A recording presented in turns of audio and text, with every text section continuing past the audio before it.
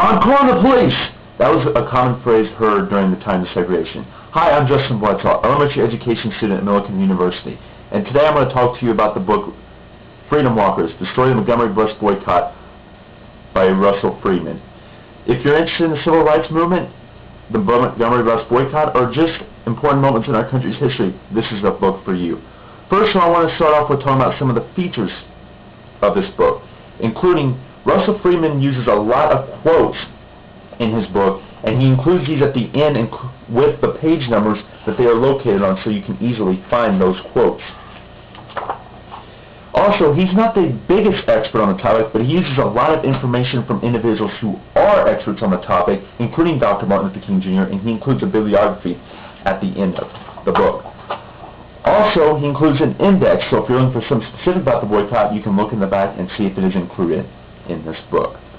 Now, that's just a quick overview of the features of the book, but I wanted to get to some of the pictures that are in the book as well. Here's some pictures of items that were segregated in the South, including a Coke machine that says white customers only. Could you imagine walking up to a Coke machine and saying only whites can use this machine?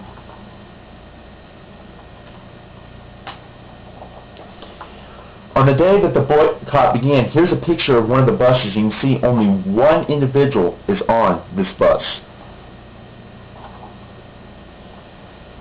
Here's a picture of one of the rallies that Dr. Martin Luther King spoke at. No room to sit at all. Here's pictures of Rosa Parks and Dr. Martin Luther King Jr. on one of the occasions that they were arrested. And finally, here's a picture on the bus, first desegregated bus ride in Montgomery. You can see here Dr. Martin Luther King is one of the individuals on that bus. Now, that's just a few of the pictures. Of course, there are many more, but I wanted to get to a couple of the interesting facts that are in this book. The night before the boycott began, women stayed up and created and distributed leaflets encouraging blacks to join the boycott, and they created and distributed 52,500 leaflets, and here is what that leaflet looked like.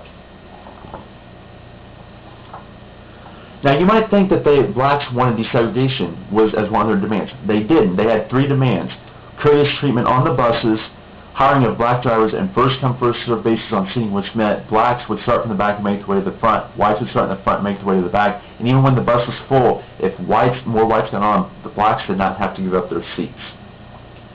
And finally, even though the Supreme Court ruled that segregation was illegal, it still took 5 weeks for the paperwork from the Supreme Court to reach the officials in Montgomery.